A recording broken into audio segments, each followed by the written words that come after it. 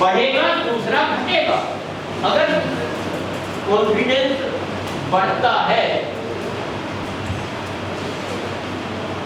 तो फियर घटेगा। और यदि बोलो सर, जो लास्ट वाली स्टोरी थी उसमें रिलेशनशिप का गुड यूज वहाँ पे हुआ था। रिलेशनशिप का ये था कि पढ़ते टाइम उन्होंने अपने जो क्लासमेट्स हैं, स्कूल मेट्स हैं, उन बच्चों की हेल्प की, उनकी एकेडमिक, यानी कोई घर से आर्थिक रूप से कमज़ोर है उसको बुक्स वगैरह अवेलेबल कराई दूसरे बच्चों से, क्योंकि जो बच्चे अपनी बुक्स, उन दिनों क्या होता था कि सिलेबस बहुत जल्दी जल्दी बदलते नहीं थे, एक ही बार की छपी हुई बुक्स 5 साल चल जाती थी।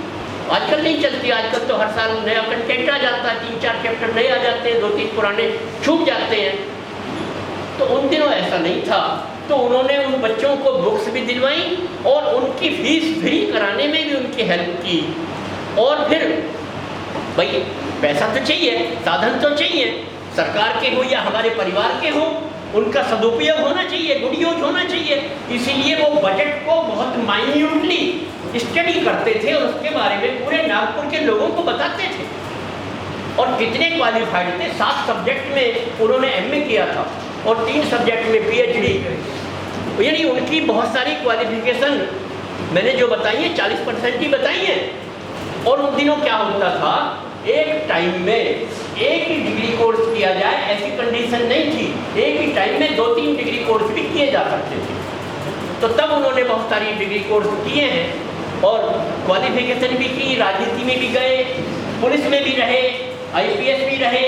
तो कितना बड़ा अचीवमेंट उनका है। उन्होंने लॉजिक के साथ साथ मेमोरी का भी यूज किया। हमने जो 2 घटनाएं बताई, एक लॉजिक की थी, एक मेमोरी की थी। इस मामले में दोनों हैं, लॉजिक भी, मेमोरी। क्लियर? और किसी का कोई क्वेरी? तो प्यारे बच्चों, अगर हम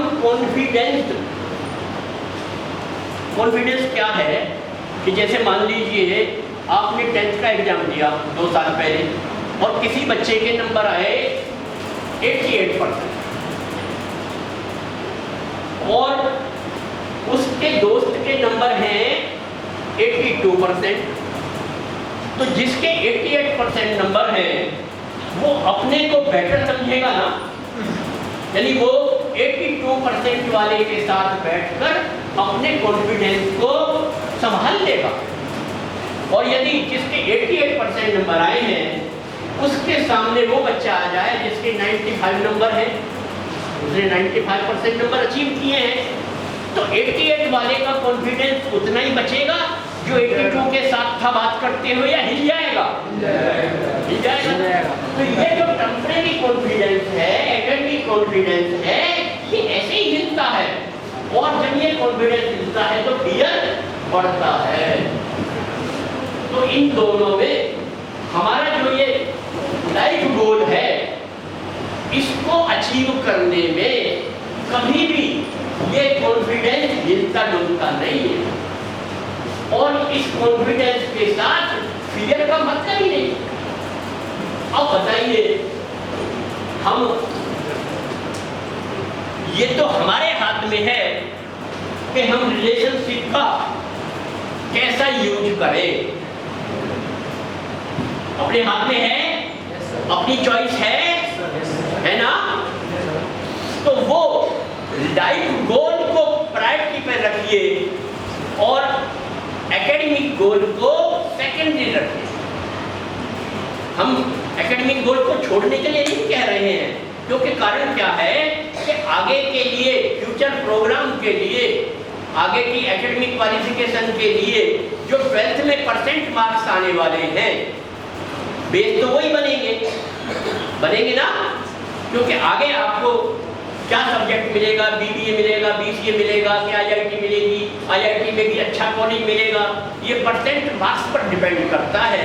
तो इसको छोड़ने की बात मैं नहीं कर रहा हूँ। मैंने शुरू में ही बतलाया कि भाई अगर हम कोई परसेंट मार्क्स का कॉलम बना लें और अपने सब्जेक्ट के मार्क्स अचीव करने के लिए प्लानिंग कर लें, तो यहाँ तक पॉसिबल है जो सब्जेक्ट आपका सबसे वीक है मान लो अकाउंट्स है, अब तो कॉमर्स के साइंस लाइन के हो, फिजिक्स केमिस्ट्री में आपका इंटरेस्ट पहले ही अच्छा होगा, बायो वालों का तो बायो में और भी अच्छा होता है, बायो तो बड़ा इंटरेस्टिंग सब्जेक्ट है।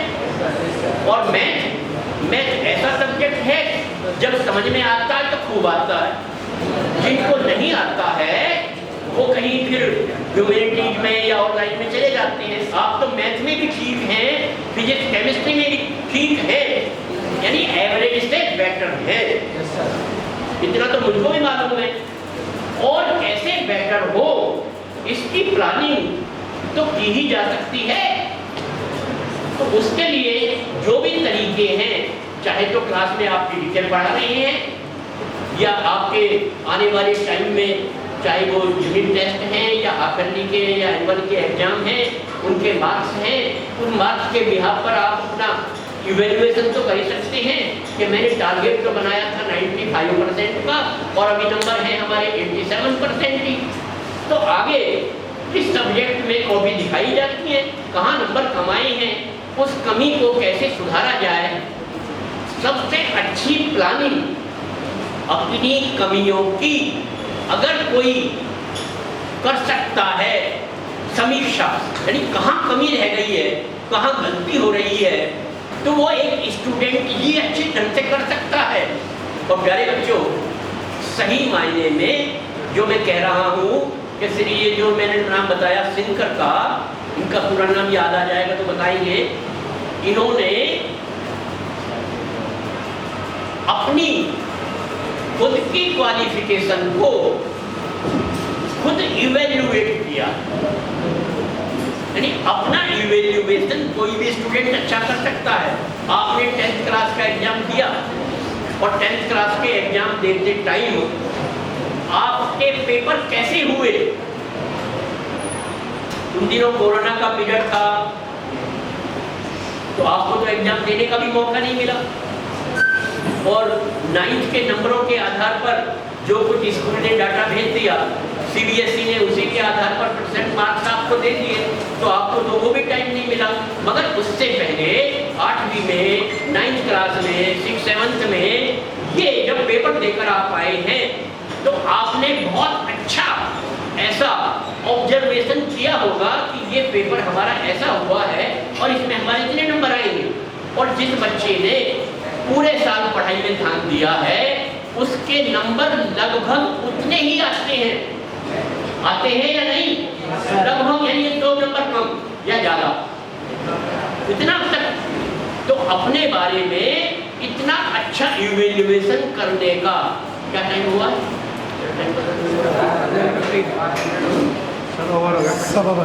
टाइम हो गया, यानी दोनों पीरियड पूरे हो गए। तो ठीक है, आज का ये विषय हम यही रोकते हैं, इतना बताते हुए कि हमारा जो टारगेट है वो रिलेशनशिप, फ्रेंडशिप की तरफ जाना है। और फ्रेंडशिप को हम इंजॉय करेंगे या अपने ऊपर एक बर्डन के रूप में लेंगे?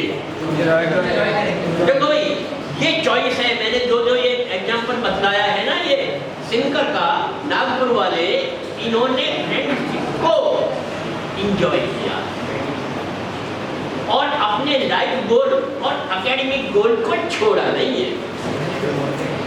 और फ्रेंडशिप में, और मैंने जो रिलेशनशिप को लिया है, भाई हम कोई भी गोल अचीव करते हैं तो रिलेशनशिप के ही सहारे करते हैं। इसका बैड यूज करना है, गुड यूज करना है या यूज करना है, ये तो हमारी अपनी तैयारी है। तो इतना कहते हुए आज की क्लास को हम यही स्टॉप करते हैं।